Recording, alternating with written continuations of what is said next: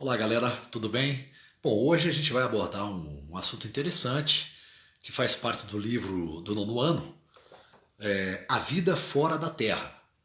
Ok? Nós vamos trabalhar este assunto através de uma entrevista muito legal, muito bacana, com o físico brasileiro Marcelo Gleiser. Mas antes disso, eu quero que você dê uma lida no capítulo do seu livro e faça os exercícios, tente fazer os exercícios. Agora, vamos acompanhar então este assunto muito polêmico, muito legal, importante para a gente. Quem é que não tem a curiosidade de saber se existe vida fora da Terra? Outra coisa, é possível vivermos fora da Terra? Existe uma expedição aí programada para Marte, né, tripulada, para ver se há condições de estabelecer lá uma base para que o homem possa desenvolver pesquisas, verificar se é possível viver lá. Isto é, vários assuntos voltados. E os discos voadores? Né? Como é que seria a vida fora da Terra? É possível vida fora da Terra?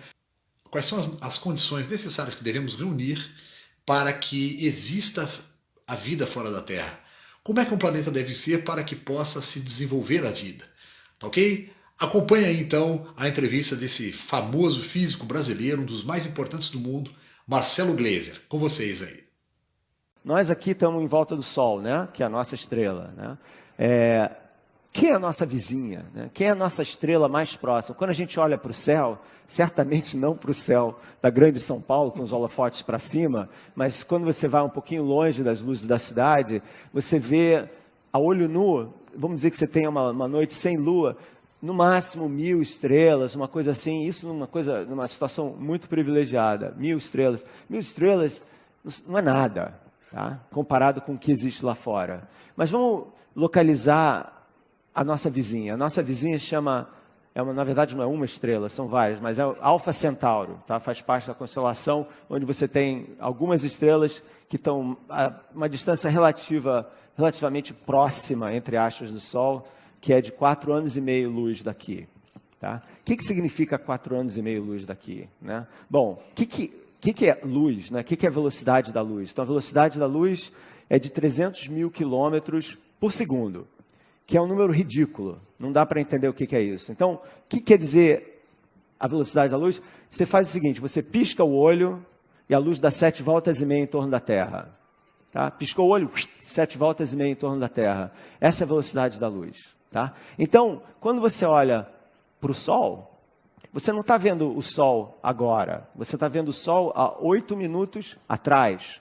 Porque a luz saiu do Sol, viajou 150 milhões de quilômetros, 150 milhões de quilômetros para ir do Sol até a Terra.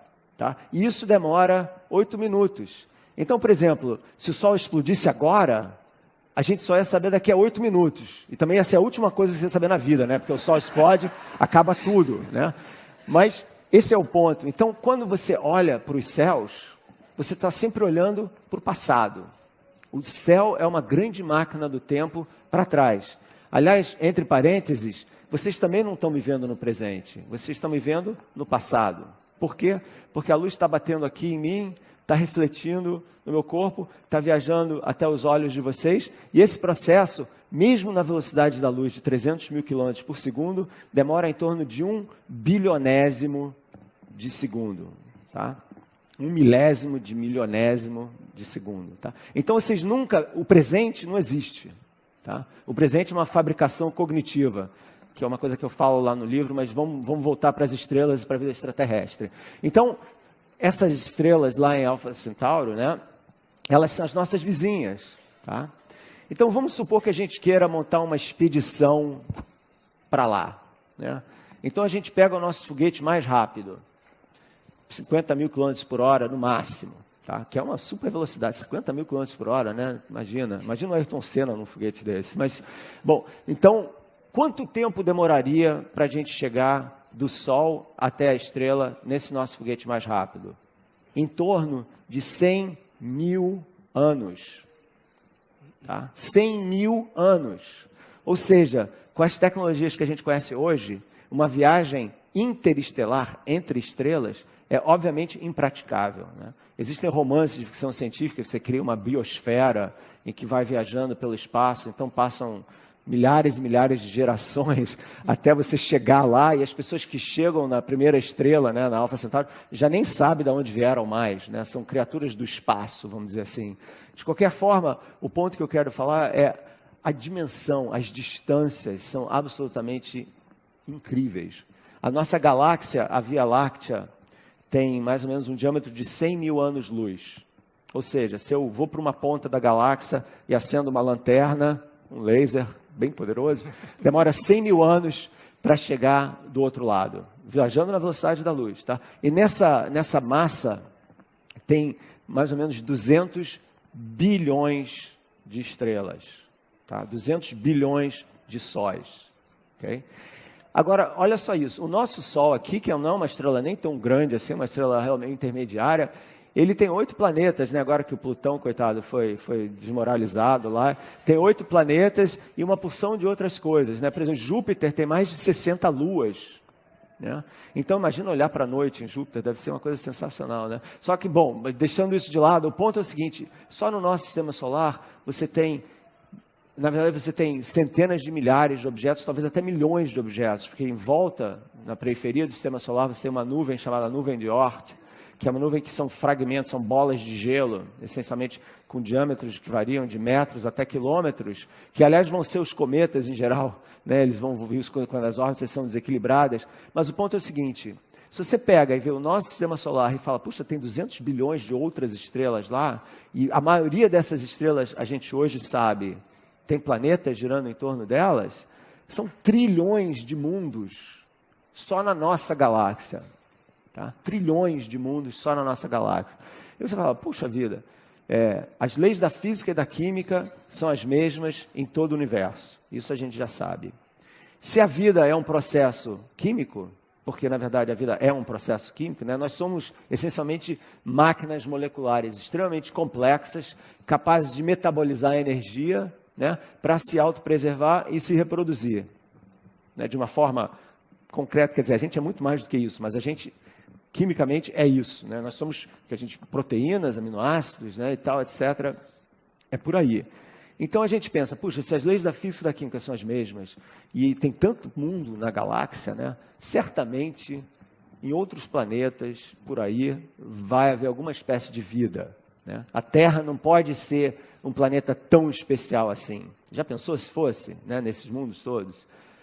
Mas aí, então essa é, vamos dizer assim, a hipótese dos grandes números. Né? Tem tanto planeta por aí que realmente deve ter vida lá fora. Mas aí você começa a entender um pouco da história da vida aqui na Terra. E aí é que a equação fica mais interessante. Porque a Terra tem mais ou menos 4 bilhões e meio de anos. Tá? Essa é a idade da Terra. A vida, pelo menos que a gente sabe, a vida está aqui há pelo menos 3 bilhões e meio de anos. Tá? Então a Terra surgiu, era um caldeirão insuportável durante o início, a Lua foi formada, etc., logo no início e tal. E 1 bilhão de anos depois disso, a Terra deu uma acalmada e as primeiras formas de vida surgiram.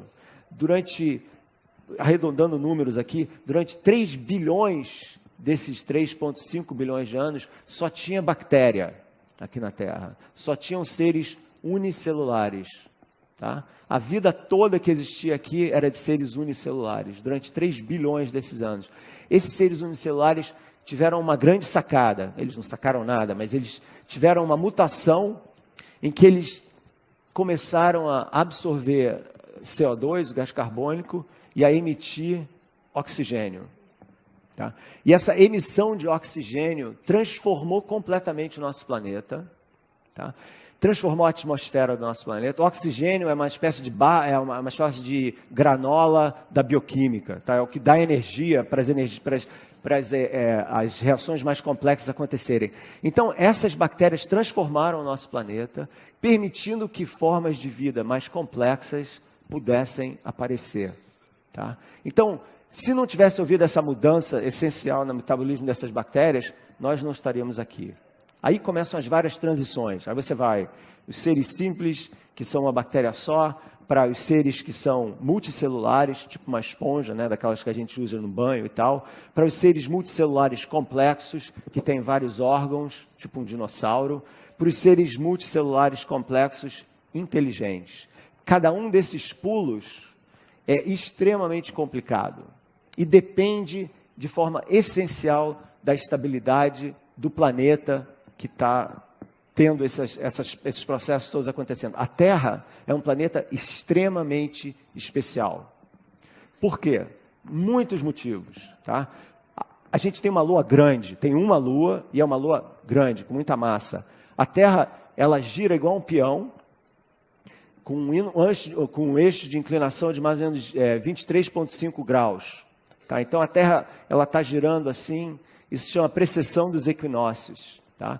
E essa inclinação da Terra na órbita dela em torno do Sol, é que gera as estações do ano. Se a Lua não tivesse uma massa muito grande, esse eixo de rotação não ia ser estável. Ia ter uma órbita, com isso, a gente não ia ter um equilíbrio climático no planeta, as temperaturas iam flutuar e as formas de vida mais complexas que precisam de uma estabilidade, né? Ai que frio, ai que calor, né? Nós somos muito frescos, na verdade, né? As bactérias, elas sobrevivem embaixo do gelo do Ártico, em poços de ácido sulfúrico, é uma coisa incrível, né? Em lixo radioativo, mas as formas mais complexas são muito mais sensíveis, né? E precisam de casaco, ar-condicionado, essas coisas todas, né? E tal.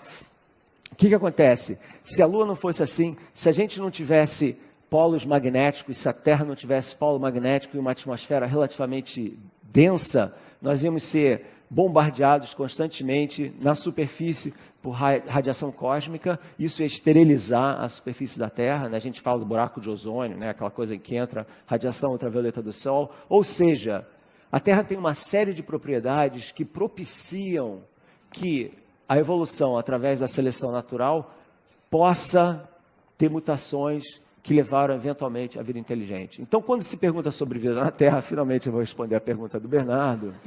Né? A gente tem que contextualizar as coisas um pouco. Né? Você tem que separar as coisas. Você tem que falar, que tipo de vida a gente está falando? Simples ou complexa? Então, a nossa aposta, pelo menos a minha aposta hoje em dia, está aqui certamente em outros planetas que tenham água líquida, que tenham carbono, tarará, vai haver algum tipo de vida simples, bactérias, tipo acho que tiveram aqui 3 bilhões atrás, que sabe lá com que DNA, entendeu? Tem toda uma opção, eu podia passar horas falando sobre isso, mas não vou, obviamente. Mas vida inteligente é uma conversa completamente diferente. E a aposta é a seguinte, vida inteligente é extremamente rara. Tá? E quando a gente adiciona isso às grandes distâncias interestelares, a gente descobre o seguinte, que nós estamos essencialmente sozinhos aqui. Nós, seres humanos, estamos isolados por distâncias enormes de outras formas de vida que potencialmente existam no universo e certamente formas de vida inteligentes. O que transforma a Terra, que é esse planeta meio que milagroso, que propicia que a gente esteja aqui, e a nossa existência, transforma a gente de volta, pelo menos de uma forma metafórica, no centro do universo. Então a revolução do Copérnico, né, que foi tirar a Terra do centro, e essa indignação crescente, que quanto mais a gente aprende sobre o mundo, menos importante a gente vai ficando. O que a ciência moderna está descobrindo com essa proliferação de planetas e tal, e mais o conhecimento da história da vida na Terra, é mostrar que nós, seres humanos, somos extremamente raros e extremamente importantes. Por quê? Porque nós somos máquinas moleculares, capazes de se reproduzir, mas também capazes de refletir sobre quem nós somos, de ter autoconsciência, de perceber a importância disso tudo. Né? Então nós, de uma certa forma, porque nós pensamos, nós somos a materialização de uma espécie de consciência cósmica. Nós somos como o universo é capaz de pensar sobre si mesmo. Então nós, seres humanos, com essa percepção da nossa importância, temos um dever fundamental, que é a preservação da Terra, a preservação da vida,